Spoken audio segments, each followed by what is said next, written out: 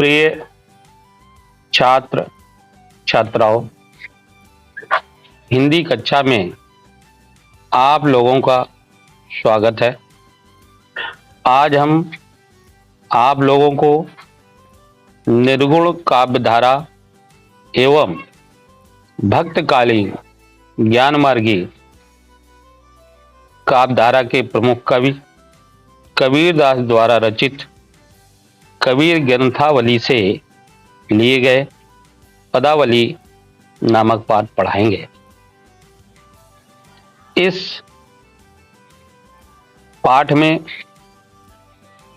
कबीरदास ने पति पत्नी के प्रतीक द्वारा परमात्मा जीवात्मा के संबंध को प्रस्तुत किया है। उन्होंने जीवात्मा को स्त्री और परमात्मा को प्रीतम माना है। जब भक्त की साधना चरम सीमा तक पहुंच जाती है तो परमात्मा स्वयं वरण करने के लिए तत्पर हो जाते हैं। इसी को कवि ने वैवाहिक रूपक के माध्यम से अत्यंत अनूठी शैली में प्रस्तुत किया है। तो पहले हम पद को पढ़ते हैं, इसके बाद उसके अर्थ को समझते हैं। तो पहला पद है, दुल्हनी गावो मंगल चार, हम घर आए हो राजा राम भरतार, तन रति करे मैं मन रति करहूं पंचतंत्र बराती, राम देव मोरे पाहुने आए मैं जोवन मैं माती, शरीर सरोवर वेदी करे हों ब्रह्मा वेद उचार, राम देव संग भावर लेहूं धन धन भाग्य हमार, सुर 33 कौतिक आए मुनिवर सहस 88, कहे कबीर हम ब्याह चले पुरुष एक अविनाशी, पुरुष एक अविनाशी। तो बच्चों, इसमें पद की पहली लाइन देखते हैं, दुल्हनी गावो मंगल चार। संत कबीरदास जी कहते हैं कि हे सौभाग्यशाली स्त्रियों, तुम सब विवाह के अवसर पर गाए जाने वाले मंगल गीत का गान करो, अर्थात सगुन गीतों का गायन करो। हम घर आए हो राजा राम भरतार, आज मेरे घर राजा राम पति के रूप में पधारे हैं, अर्थात दूल्हा बनकर के आए हैं। तन रति करे मैं मन रति करो पंच तत् बराती, बराती के रूप में उनके साथ पांचों तत्व सज धज करके आए हुए हैं। मैं उनसे तन से मन से प्रेम करती हूं। पंचतंत्र माने 5 तत्वों से जो ये शरीर बना है। चित जल पावक गगन समीरा, रामचरितमानस में तुलसीदास ने कहा चित जल पावक गगन समीरा।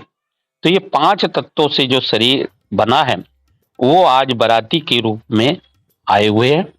कबीरदास जी कहते हैं कि उनसे मैं तन से और मन से प्रेम करती हूं।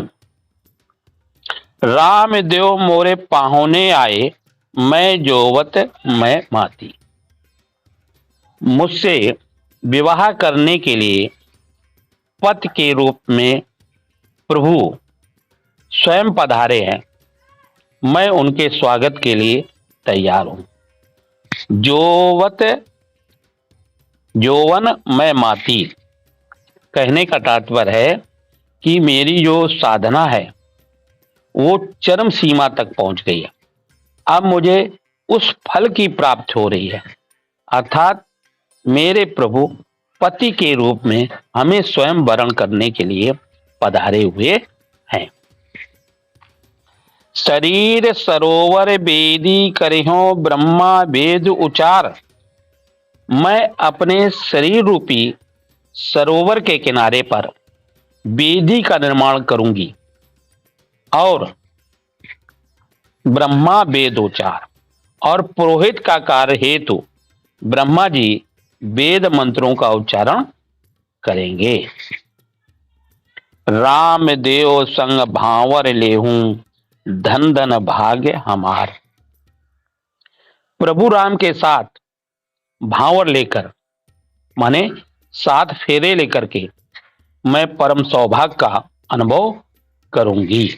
सुर 33 कौतिक आए मुनवर सहस 88। सुर 33 कोटि के देवता, 33 प्रकार के देवता और 88,000 ऋषि इस अलौकिक संबंध के दर्शन के लिए पधारे हैं। कह कबीर हमें ब्याह चले पुरुष एक अविनाशी। संत कबीरदास जी कह रहे हैं कि मुझे एक अविनाशी पुरुष विवाह करके ले जा रहा है। तो बच्चों, ये था आपका पहला पद। तो इस पद में काव्य सौंदर्य देखेंगे। देखिए, भाषा सदुकड़ी है और रूपक अलंकार है और छंद गेय पद है।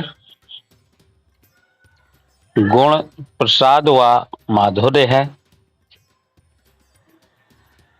और संयोग तथा शांत रस है। इसके बाद अब देखते हैं दूसरा पद। इस पद में जीवात्मा के परमात्मा से मिलन और उससे प्राप्त आनंद को व्यक्त किया है कबीरदास जी ने। तो पहले हम पद को पढ़ेंगे। बहुत दिनन थे मैं प्रीतम पाए, भाग बड़े घर बैठे आए। मंगल 4 माह मन राखों, राम रसायन रसना चासों। मंदिर माह भयो भया उजियारा, ले सूती आपना पीव प्यारा। मैं रनिवासी जे निध पाई, हमें कहा यो तुम्हें बढ़ाई। कह कबीर मैं कछु न कीना, सखी सुहाग राम मोहि दीना। तो बच्चों, जैसा कि अभी बताया था मैंने कि इस पद में जीवात्मा के परमात्मा से मिलन और उससे प्राप्त आनंद को कबीरदास ने प्रस्तुत किया है। तो देखते हैं पहली लाइन। बहुत दिनन थे मैं प्रीतम पाए। थे माने से, माने कबीरदास जी कहते हैं बहुत दिनों के पश्चात मैं जीवात्मा अपने परमात्मा रूपी प्रीतम को पा सकी। अर्थात कई जन्मों की लगातार साधना के उपरांत ही मुझे परमात्मा से मिलने का सौभाग्य प्राप्त हो सका है। भाग बड़े घर बैठे आए। कबीरदास जी कह रहे हैं कि ये मेरा परम सौभाग्य है कि मेरे प्रीतम अर्थात परमात्मा घर बैठे ही मेरे पास आ गए हैं। मंगल माह मन राखों, राम रसायन रसना चासों। रसायन एक प्रकार रसायन होता है। ये वृद्धावस्था को दूर करने वाली एक बहुत अच्छी औषधि है। रसना माने होता है जीवा। मंगल 4 माह मन राखो, राम रसायन रसना 50 हो। माने कबीरदास जी कह रहे हैं कि मैं अपने प्रीतम के आगमन से पुलकित होकर के मन ही मन मंगल गीत गाने लगी और अपनी जीवा से ईश्वरीय आनंद का आस्वादन करने लगी। अगली लाइन देखें। मंदिर माय भया उजियारा, ले सूती आपनो पिय प्यारा। तो सूती माने होता है सुखी। तो कबीरदास जी कह रहे हैं कि मेरे मन मंदिर में ज्ञान का प्रकाश फैल गया है और मैं अपने प्रीतम को अपने साथ लेकर मिलन का सुख भोगने लगी। अगली लाइन। मैं रनिव राशि जे निधि पाई, हमें कहा यो तुम्हें बड़ाई। रनिवासी, तो रनिवासी माने होता है रत्नों का खजाना और निधि माने होता है भंडार। तो कबीरदास जी कह रहे हैं कि मेरे लिए परमात्मा की प्राप्ति रत्नों का खजाना मिलने जैसा ही है। मैं स्वयं तो इस योग न थी, वरन ये तो परमात्मा की ही उदारता और महानता है कि वो मुझे प्राप्त हुए हैं। कह कबीर मैं कछु न कीना, सकी सुहाग राम मोय दीना।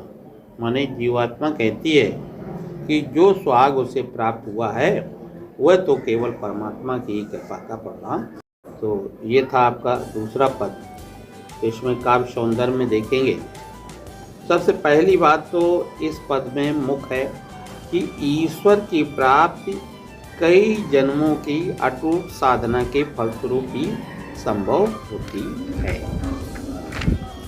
दूसरी मेन बात इस पद में बताई गई है कि यह ईश्वर कृपा का ही परिणाम होता है कि किसी को उनके दर्शन हो जाए। भाषा इसमें पद में सदुक्कड़ी है, अलंकार रूपक है, संयोग और शांत रस है, गुण प्रसाद और माधुर्य है और छंद वही गे पद है। इसके बाद आप देखते हैं तीसरा पद। तीसरे पद में ज्ञान की प्राप्त होते ही व्यक्ति के अंदर जो मोह होता है वो नष्ट हो जाता है और साधक को आत्मा माने परमात्मा का साक्षात्कार होता है। इसी बात को कबीरदास जी ने झोपड़ी और आंधी के रूपक द्वारा स्पष्ट किया है। तो पहले इस पद को हम पढ़ेंगे। संतो भाई आई ज्ञान की आंधी रे, संतो भाई आई ज्ञान की आंधी रे, भ्रम की टाटी सबे उड़ानी, माया रहे न बांधी रे, दुचते की दो थूनी गिरानी, मोह बडीडा टूटा, तृष्णा छानी परी घर ऊपर, कुविद का भांडा फूटा, जोग जुगत कर संतो बांधी, निर्चू चुए न पानी, कूड़ कपट काया का निस्या, हर की गत जब जानी, आंधी पीछे जो जल बूटा, प्रेम हरि जन भीना, कह कबीर भान के प्रगटे, उदित भया तब सीना। तो बच्चों, जैसा कि मैंने अभी बताया था कि इस पद में ज्ञान की प्राप्त होते ही मोह पर आधारित समस्त विकार नष्ट हो जाते हैं। साधक को आत्मा अथवा परमात्मा का साक्षात्कार हो जाता है। इसी बात को कबीरदास ने झोपड़ी और आंधी के रूप द्वारा इस पद में अपनी बात कही है झोपड़ी और आंधी को माध्यम बना करके। तो आइए शुरुआत करते हैं। संतो भाई आई ज्ञान की आंधी रे, माने कबीरदास जी ज्ञान का महत्व बताते हुए कह रहे हैं कि हे भाई साधुओं, ज्ञान की आंधी आ गई है। संतो भाई आई ज्ञान की आंधी रे, माने हे भाइयों, हे साधुओं, ज्ञान की आंधी आ गई है, ज्ञान रूपी आंधी आ गई है। भ्रम की टाटी सब उड़ानी, माया रहे न बांधी रे।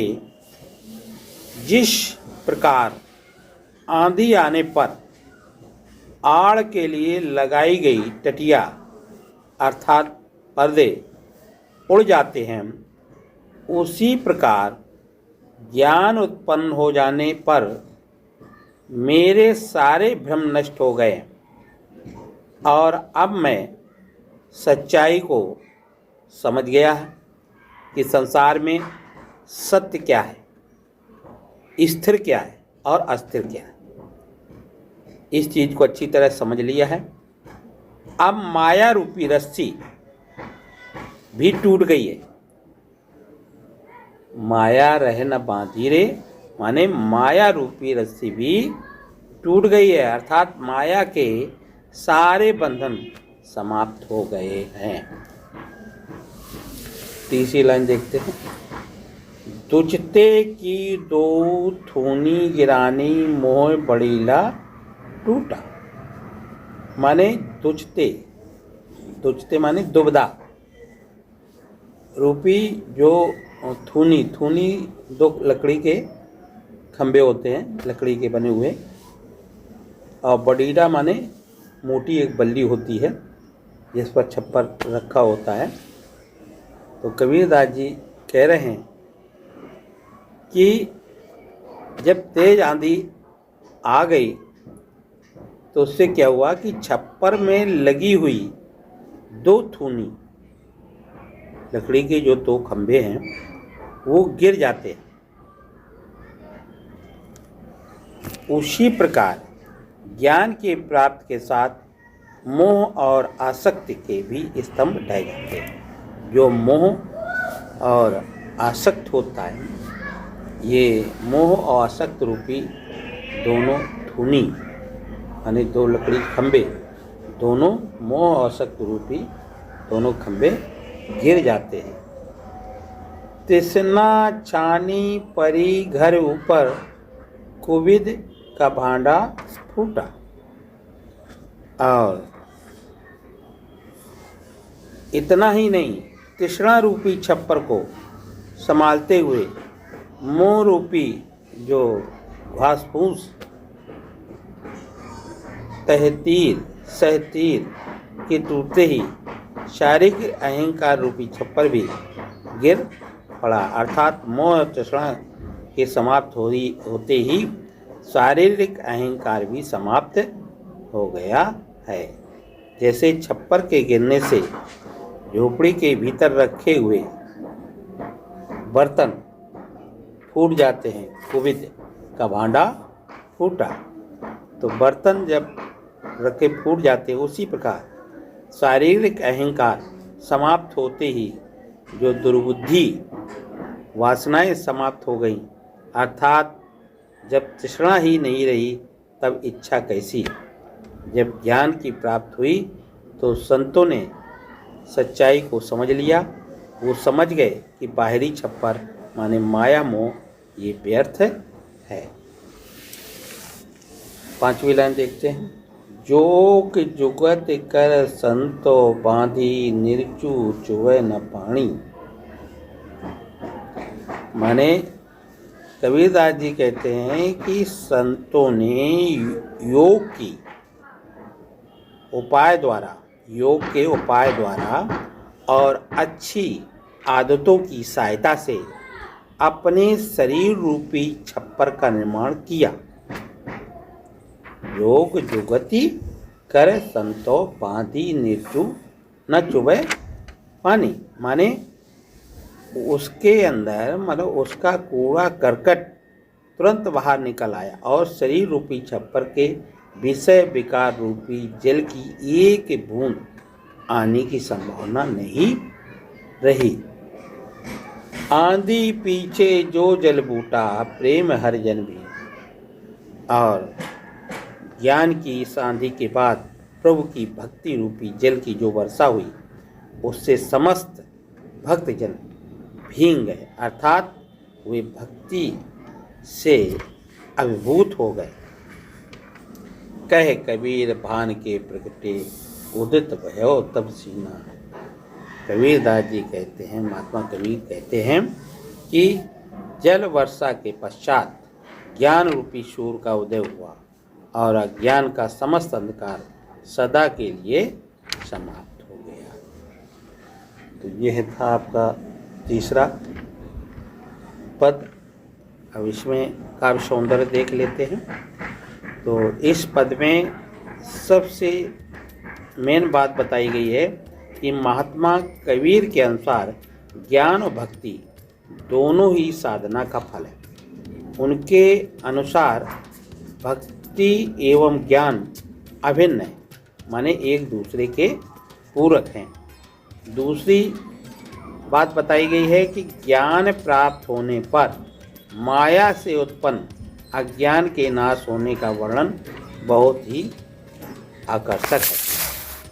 और भाषा जो है पद में है पंचमेल खिचड़ी, और यहाँ रूपक अलंकार है, शांत रस है, और छंद गेय पद है, सप्त शक्ति लक्षणा है, गुण प्रसाद है।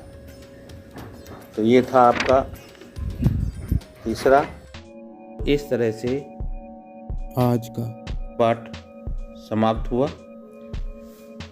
आशा करता हूँ कि पाठ आप लोगों को पूर्ण रूप से समझ में आएगा। फिर भी अगर कोई चीज़ समझ में ना रही तो उसे कमेंट करें, उसे हम पुनः समझाने का प्रयास करेंगे। धन्यवाद।